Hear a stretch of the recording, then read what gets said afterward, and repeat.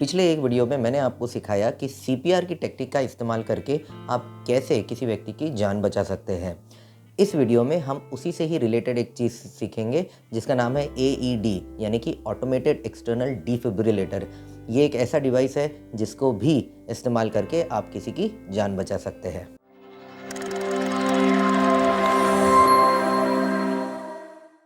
तो इससे पहले कि हम एईडी के बारे में सीखें, थोड़ा हम बात कर लेते हैं कार्डियक अरेस्ट के बारे में। तो जब भी कोई व्यक्ति कोलैप्स होता है और उसे कार्डियक अरेस्ट होता है, तो इसमें बेसिकली हार्ट में क्या होता है, हार्ट का जो इफेक्टिव कॉन्ट्रैक्शन वाला फंक्शन है या जो पंपिंग वाला फंक्शन है वो बंद हो जाता है। या तो हार्ट जो इस तरह से पंप होना चाहिए वो सिर्फ एकदम टोटली रुक जाता है, एकदम स्टिल हो जाता है, जिसे कि हम कार्डियक एसिस्टली कहते हैं। या फिर वो हार्ट में मूवमेंट तो होती रहती है कॉन्ट्रैक्शन जैसी, लेकिन इफ़ेक्टिवली पंपिंग एक्शन नहीं हो पाती है। जैसे कि हार्ट बहुत तेज़ी से कुछ इस तरह से बीट कर रहा हो या सिर्फ ऐसे ट्रेम्बल होता रहता है या कांपता रहता है, लेकिन इफ़ेक्टिवली जो पंपिंग वाला एक्शन है जिसकी वजह से सारी बॉडी को ब्लड सप्लाई जाता है, ये पंपिंग वाला एक्शन नहीं हो पाता है।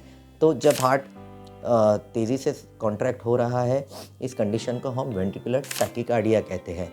और जब हार्ट इससे भी ज़्यादा फास्ट बीट हो रहा है या पंप हो रहा है, जिसमें हार्ट बेसिकली सिर्फ इस तरह से कांपता रहता है, उसको हम वेंट्रिकुलर फिब्रिलेशन कहते हैं। तो अब आते हैं हमारे मेन सब्जेक्ट पे, दैट इज़ एईडी और the automated external defibrillator.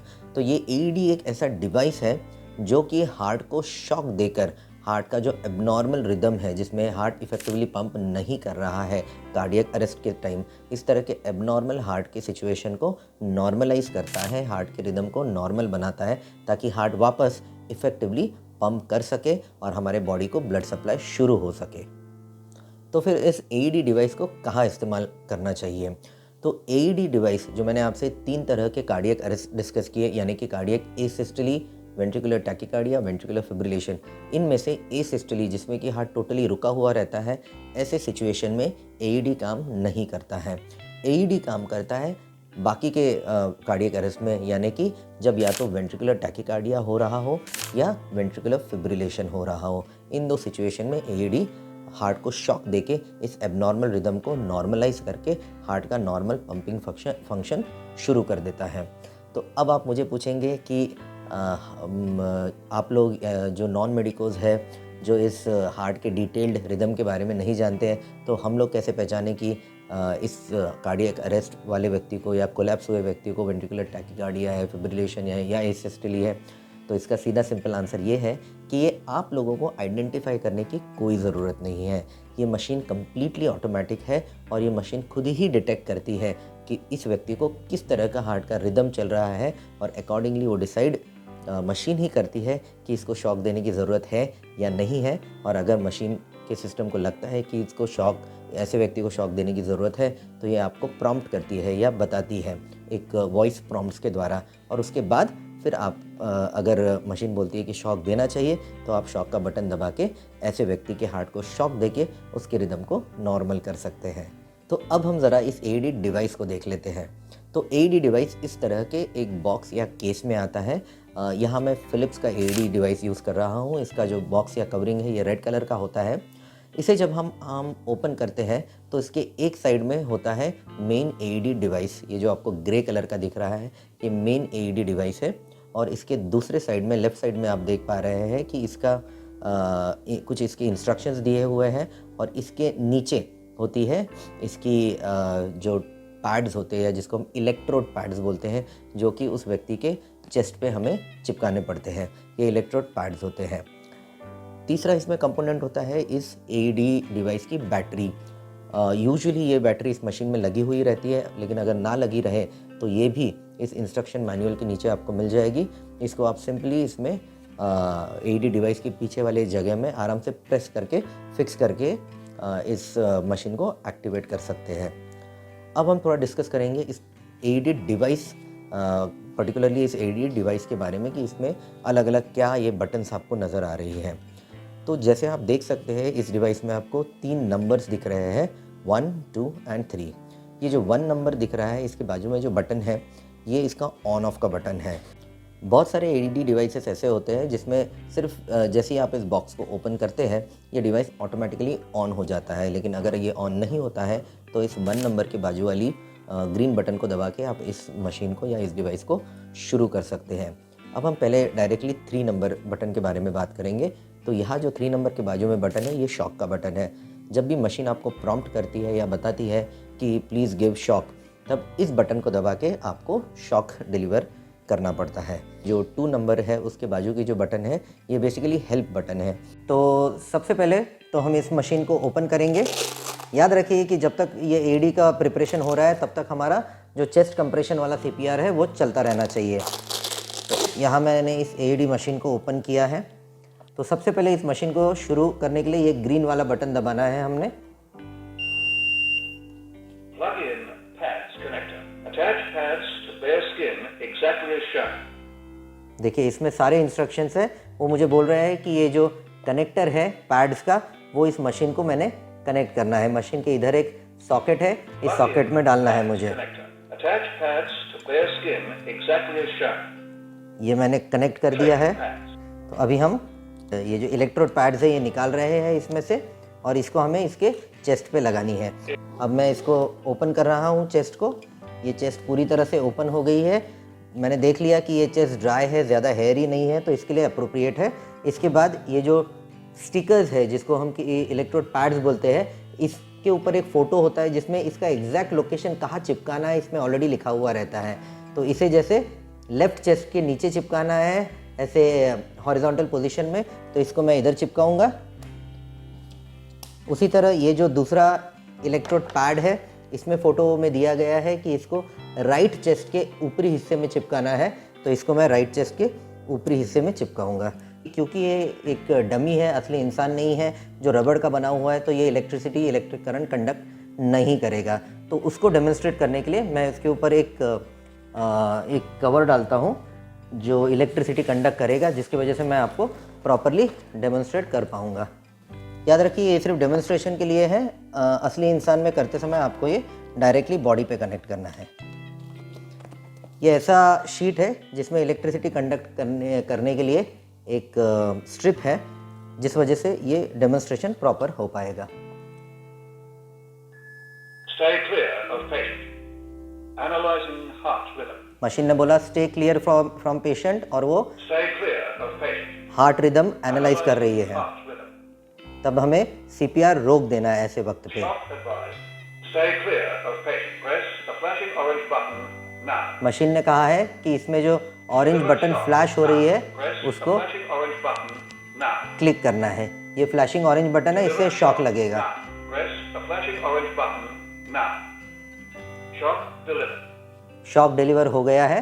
Be sure emergency medical services have been called. It is safe to touch the patient. Start CPR. Machine ने कहा है कि शॉक डिलीवर हो गया है, अभी हम सीपीआर स्टार्ट कर सकते हैं और पेशेंट को अभी टच करना सेफ है। तो इसके बाद मैं फिर से चालू कर दूंगा। हर 2-2 मिनट में ये जो मशीन है ये रिदम एनालाइज करके हमको एडवाइस देगी कि शॉक देना ज़रूरी है या नहीं, और बीच बीच में प्रॉम्प्ट करेगी कि कितने देर में वापस एनालाइज करने वाली है। तो ये जो बीच का 2 मिनट का गैप है उसमें हमको सीपीआर कंटिन्यू करते रहना है, और जब जब मशीन बोलेगी कि now it is analysing the heart rhythm, उस टाइम पे, और जब शॉक डिलीवर का प्रॉम्प्ट रहेगा उस टाइम पे हमें पेशेंट की बॉडी से हमें दूर हो जाना है और मशीन के एडवाइस के हिसाब से हमें शॉक देना या नहीं देना इसका हमें डिसीजन लेना है। मशीन बोलेगी शॉक दो तो देना है। अगर मशीन को लगा कि हार्ट का रिदम ऐसा नहीं है कि जिससे शॉक से फ़ायदा हो, तो मशीन बताएगी कि शॉक देने की ज़रूरत नहीं है, सीपीआर कंटिन्यू करो, तो हमें सीपीआर कंटिन्यू करते रहना है। कुछ मशीन्स में और इस मशीन में भी ये 2 के बाजू की जो हेल्प बटन है, अगर आप 2 शॉक के बीच का जो 2 मिनट का गैप होता है उसमें इसको क्लिक करेंगे तो ये मशीन या ये एडी डिवाइस आपको एग्जैक्टली गाइड करेगा कि आपको सीपीआर देना कैसे है, किस लोकेशन में देना है, कितना प्रेस करना है, किस स्पीड से प्रेस करना है। ये सब गाइडेंस ये 2 नंबर वाला बटन दबाने से आपको मिलेगा। और जैसा कि मैं पहले भी बता चुका हूँ, इस सीपीआर और एडी इन दोनों कामों को आपको तब तक कंटिन्यू करना है जब तक या तो पेशेंट होश में ना आ जाए या कोई मेडिकल हेल्प ना आ जाए। बहुत लोगों का ये डाउट होता है कि क्या इस सेम मशीन को बच्चों में इस्तेमाल किया जा सकता है? तो हाँ, इसका जवाब है कि इसे बिल्कुल बच्चों के लिए इस्तेमाल किया जा सकता है। रादर इसमें एक पर्टिकुलर मोड है, ये जो की है इसको जैसे ही आप इस मशीन के अंदर डालेंगे ये एक पीडियाट्रिक मोड में कन्वर्ट हो जाता है, जिसमें जो शॉक मशीन डिलीवर करती है उसका पावर थोड़ा कम होता है बच्चों के हिसाब से।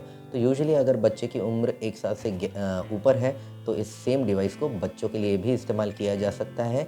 ये सेम इलेक्ट्रोड पैड्स बच्चों पर भी लगाए जा सकते हैं। अब मैं आपसे कुछ ऐसी बातों के बारे में बात करूंगा जिसे आपने इस एईडी डिवाइस को इस्तेमाल करते समय ध्यान देना है। तो सबसे पहले तो जिस व्यक्ति को आप ये एईडी डिवाइस लगा के उसको शॉक देना चाहते हैं, कार्डियक अरेस्ट हुए व्यक्ति को, इसकी जो चेस्ट है कम्प्लीटली एक्सपोज्ड होनी चाहिए।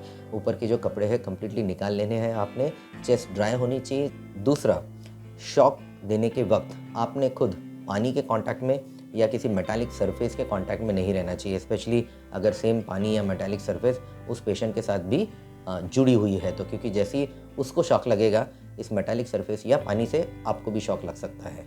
तीसरा, आपने ये इंश्योर कर लेना चाहिए कि ये जो इलेक्ट्रोड पैड्स आपने उस व्यक्ति के चेस्ट को लगाए हैं ये अच्छी तरह से चेस्ट को चिपके हुए हैं या नहीं। अगली ज़रूरी बात कि जब आप शॉक दे रहे हो तो इस बात को इंश्योर करिए कि दूसरे लोग उस व्यक्ति की बॉडी को टच नहीं कर रहे हैं जिसको हम शॉक देने वाले हैं, अदरवाइज़ ये जो शॉक है दूसरे लोगों को लगने का चांस रहता है। अगली बार जब भी मशीन ये प्रॉम्प्ट करे या बताए कि वो हार्ट रिदम को एनालाइज कर रही है या अभी वो शॉक देने वाले हैं, तो उस टाइम पे आपने सीपीआर का जो प्रोसेस है, जो चेस्ट कंप्रेशन वाला जो प्रोसेस है, उसको थोड़ी देर के लिए रोक देना चाहिए। और फाइनली अगर वो व्यक्ति जिसे आप सीपीआर दे रहे हैं, एईडी का इस्तेमाल जिस पर कर रहे हैं, अगर वो होश में आ जाता है तो भी ये जो इलेक्ट्रोड पैड्स आपने चेस्ट को चिपकाए हैं उसको निकालना नहीं है, क्योंकि उसको एक बार कार्डियक अरेस्ट हुआ है तो उसको फिर से कार्डियक अरेस्ट होने का रिस्क रहता है। और अब फाइनली कुछ टेक होम मैसेजेस। पहली बात तो एईडी का इस्तेमाल सीखना बहुत ही इम्पॉर्टेंट स्किल है। सीपीआर के साथ साथ आप एईडी का इस्तेमाल करके भी आप किसी की जान बचा सकते हैं। दूसरी इम्पॉर्टेंट बात कि एईडी को इस्तेमाल करना, जैसे कि आपको मैंने अभी बताया, बहुत ही आसान है, सब कुछ ऑटोमेटिक है, सिर्फ आपको जैसा मशीन बता रही है उसके हिसाब से काम करना पड़ता है। तो इसको सीखना काफ़ी आसान है और इसलिए इसको सीखने में कोई झिझक नहीं होनी चाहिए। तीसरी इम्पॉर्टेंट बात कि एईडी का इस्तेमाल तो मैंने आपको इस वीडियो में सिखाया है, लेकिन साथ में आपने सीपीआर देना भी प्रॉपरली सीखना ज़रूरी है। इसके लिए जो मैंने वीडियो बनाया है उसका लिंक मैं ऊपर कार्ड्स में डाल दूंगा, उसको देखकर आप उससे भी सीपीआर कैसे देना है वो भी अच्छी तरह से सीख लीजिए। और फाइनली अगर आप इस टेक्निक को अच्छी तरह से सीख गए हैं, चाहे वो एईडी डिवाइस का इस्तेमाल हो या सीपीआर हो, तो दूसरों को भी सिखाइए, क्योंकि हमारे कम्युनिटी में जितने ज़्यादा से ज़्यादा लोग इस लाइफ सेविंग टेक्निक को जानेंगे उतना ज़्यादा से ज़्यादा लोगों को बचाने में हम मदद कर सकते हैं। आई होप कि इस वीडियो में आपको काफ़ी इंपॉर्टेंट इन्फॉर्मेशन मिली होगी। अगर आपको ये वीडियो यूज़फुल लगा है तो इस वीडियो को सबके साथ शेयर करिए, ताकि जैसे मैंने कहा हमारी कम्युनिटी में ज़्यादा से ज़्यादा लोगों ने इस इम्पॉर्टेंट लाइफ सेविंग स्किल को सीखना बहुत ज़रूरी है। अगर आपके कुछ डाउट्स है, क्वेरीज है, कमेंट्स है, तो नीचे जो हमारा कमेंट सेक्शन है उसमें आप ज़रूर लिखिए, मुझे लिख के बताइए कि आपको ये वीडियो कैसा लगा। और अगले वीडियो तक बाय बाय।